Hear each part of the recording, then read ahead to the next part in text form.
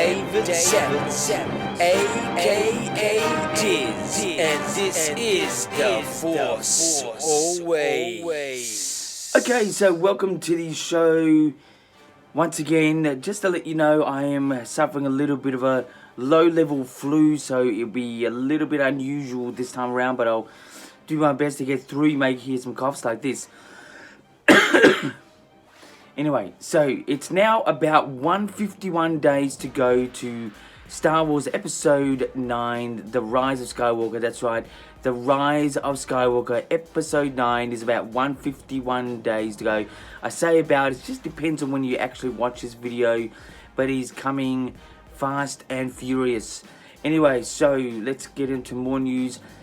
San Diego Comic-Con is about to begin. Just like even as I air this video, I'm sure it's underway, but it's on right now, let's say, for the next 3 or 4 days, I think it is. Wishing to get some great news for Star Wars heads out of it, but yeah, so San Diego Comic-Con, the iconic Comic-Con, the probably iconic convention, is on right now, and Star Wars heads are really anticipating to see what comes out of that. To more news, Toys R Us stores are making a comeback. I thought it was the end of it.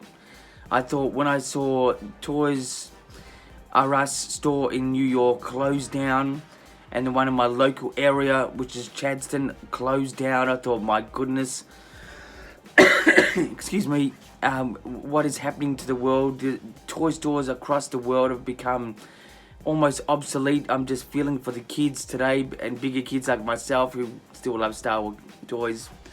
But it's making a comeback. Yeah, so look out for that, and then the flow of regular stuff will happen, probably in a different style of selling. The stores look very modern. But yeah, so they're making a comeback, and the reason why I bring up this story, being a Star Wars channel, is that Star Wars and toys go side by side since '77. Anyway, so that's the news for this time around. Not a whole lot of news at the moment. Next week I'm sure there will be, after San Diego Comic-Con is completed. But let's get into the views. Views is not about how many views a channel gets or predictions. It's all about story ideas that I have for the story of any part of the Star Wars saga. Excuse me again.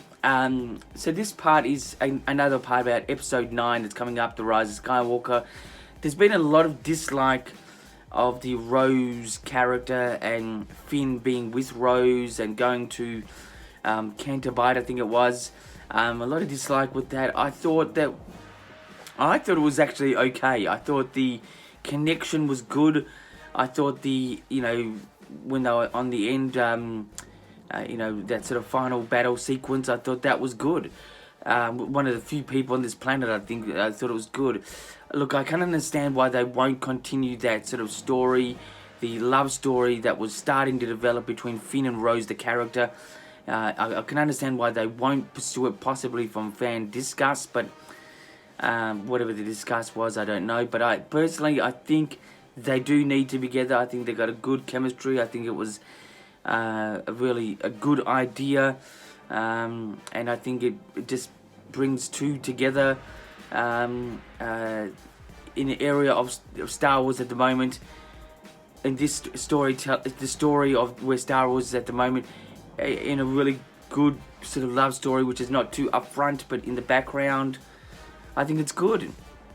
So I think Rose and Finn, excuse me, needs to be. It is winter here at the moment. I do apologise, and that's why I got a bit of a low-level flu.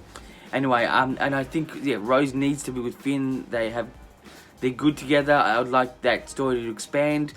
How big? It doesn't have to be so in your face, but something that would be more substantial would be good, and that's it. That's my story idea for this time around. So let's get into reviews. Reviews this time around is about the exclusives you can get at Star Wars at San Diego Comic-Con 2019. It's pretty much the Sith Trooper the Black Series, we could say Red Series in a way, and also, excuse me again, and also the Funko Pop.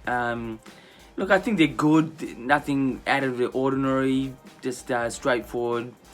I'm not overly excited. I mean, it's good. That's it. It's better than the exclusives that were at Star Wars Celebration. I think they could have used that at Star Wars Celebration to have more of an impact with Star Wars Episode 9, The Rise of Skywalker, but that's me and that's them. So I think I'll give the exclusives for San Diego Comic-Con for Star Wars exclusives about a 7 out of 10. I think they're good, very good. Anyway, so that's the reviews for this time around. Let's get into the interviews. That's 2 questions where I ask myself for you guys out and answer for you guys out there. Excuse me, my goodness. When should they drop the next episode 9, the Rise of Skywalker trailer?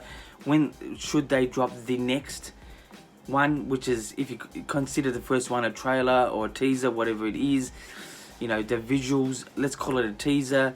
When should they drop the next teaser or trailer? I personally think during San Diego Comic-Con is going to be the best fit.